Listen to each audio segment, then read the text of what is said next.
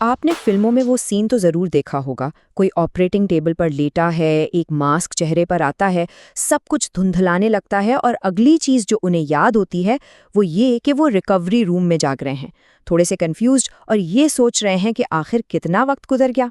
खैर ये किसी हद तक सच है, लेकिन जब आप एनेस्थीसिया के ज़ेरे असर जाते हैं तो आपके दिमाग और जिस्म में जो कुछ हो रहा होता है वो हॉलीवुड की कहानी से कहीं ज़्यादा अजीब और बहुत ज़्यादा पेचीदा होता है। तो आज हम इसी पर बात करेंगे कि फिल्मों में दिखाए जाने वाले एनेस्थीसिया और असल साइंसी हकीकत में क्या फ़र्क है, क्योंकि एनेस्थीसिया ना तो कोई आम नींद है और ना ही मौत, ये इससे कहीं ज़्यादा गहरी चीज़ है। ये बिल्कुल टाइम ट्रैवल जैसा ही है। एक लम्हे आप ऑपरेटिंग रूम में होते हैं और अगले ही लम्हे आप जाग रहे होते हैं और बीच का सारा वक्त जैसे गायब हो चुका होता है। तो आइए इस दिलचस्प साइंसी अमल को समझते हैं। एनेस्थीसिया की कई किस्में होती हैं। बुनियादी तौर पर एनेस्थीसिया आपके नर्वस सिस्टम के कुछ हिस्सों के लिए एक तरह का ऑफ स्विच है जिसे वापस ऑन किया जा सकता है। एक होता है लोकल, जो सिर्फ एक छोटे से हिस्से को सुन करता है, जैसे दांत के डॉक्टर के पास होता है। फिर है रीजनल, जो जिस्म के किसी बड़े हिस्से को सुन करता है, जैसे कि बाजू या टांग। और फिर आता है जनरल एनेस्थीसिया, यानी मुकम्मल बेहोशी, कोई हरकत नहीं, कोई दर्द नहीं और कोई याददाश्त नहीं। आज हम ज़्यादातर जनरल एनेस्थीसिया पर ही बात करेंगे क्योंकि लोग इसी के बारे में सबसे ज़्यादा जानना चाहते हैं। अब ज़रा तसव्वुर करें, आपको एक रोशन ऑपरेटिंग रूम में लाया गया है जो मशीनों की आवाज़ों से गूंज रहा है। फिर कोई कहता है बस कुछ गहरी सांसें लें और आप अभी सो जाएंगे। अब ये नींद तो नहीं है, लेकिन आपके जिस्म के अंदर जो कुछ होने वाला है वो वाक़यात का एक बहुत तेज़ सिलसिला है। ये कोई सादा ऑन ऑफ स्विच नहीं है। सबसे पहले सेडेशन शुरू होती है, जिसमें आपकी आगाही खत्म होने लगती है। फिर आता है एमनीशिया, जहां आपका दिमाग नई यादें बनाना बंद कर देता है। उसके बाद आती है बेहोशी, जिसमें आपके दिमाग के कम्युनिकेशन नेटवर्क्स ऑफलाइन हो जाते हैं। और आखिर में जिस्म बेहरकत हो जाता है और दर्द का एहसास खत्म हो जाता है, ताकि आपको सर्जरी महसूस ना हो और आप अपनी जगह से हिल ना सकें। और सबसे हैरानकुन बात क्या है जानते हैं? ये पूरा पेचीदा हयातियाती अमल तकरीबन 60 सेकंड के अंदर अंदर शुरू हो जाता है। आपको खुद के बेहोश होने का एहसास तक नहीं होता, क्योंकि एहसास करने के लिए कोई होश बाकी ही नहीं रहता। अच्छा, तो ये तो हुआ कि जिस्मानी सतह पर क्या होता है, लेकिन आइए इससे भी गहराई में चलते हैं। दिमाग के अंदर यानी आसाबी सतह पर असल में क्या चल रहा होता है, यही वो जगह है जहां साइंस वाकई दिलचस्प हो जाती है। देखें, जनरल एनेस्थीसिया आपके दिमाग को किसी बल्ब की तरह बंद नहीं करता। ये ज़्यादातर कंट्रोल्ड नेटवर्क आउटेजेस के एक सिलसिले की तरह काम करता है। आपका दिमाग अरबों न्यूरॉन से बना है जो मुसलसल एक दूसरे से बात कर रहे हैं। एनेस्थीसिया की दवाएं उन्हीं कम्युनिकेशन रास्तों को टारगेट करती हैं। और यहाँ एक बहुत आम गलतफहमी को दूर करना ज़रूरी है।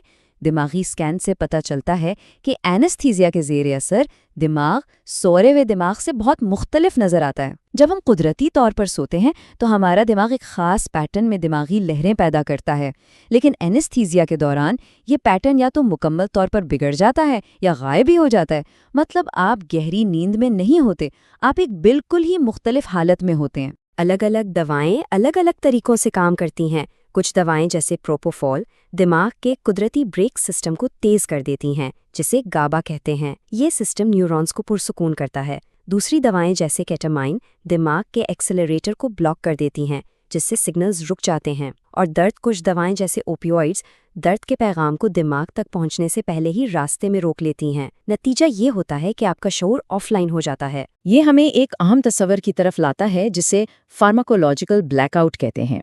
बहुत से लोग समझते हैं कि एनेस्थीसिया सिर्फ दर्द को रोकने के लिए होता है, लेकिन याददाश्त को दबाना भी उतना ही ज़रूरी है। एनेस्थीसिया की दवाएं इस बात को यकीनी बनाती हैं कि आपका दिमाग जो कुछ हो रहा है उसे रिकॉर्ड ना कर सके, ताकि बाद में इसकी कोई फुटेज प्लेबैक ना हो। लेकिन ये सारा अमल खुद ब खुद नहीं होता। इस पेचीदा हयातियाती रक्स को चलाने के लिए एक माहिर की ज़रूरत होती है। अब हमारी तवज्जो मरीज के दिमाग से हटकर कमरे में मौजूद उस अनदेखे मुहाफिज पर जाती है, यानी एनेस्थीसियोलॉजिस्ट। एनेस्थीसियोलॉजिस्ट وہ شخص نہیں ہے جو آپ کو سلا کر کافی پینے چلا جائے، وہ پوری سرجری کے دوران آپ کا لائف سپورٹ پائلٹ ہوتا ہے۔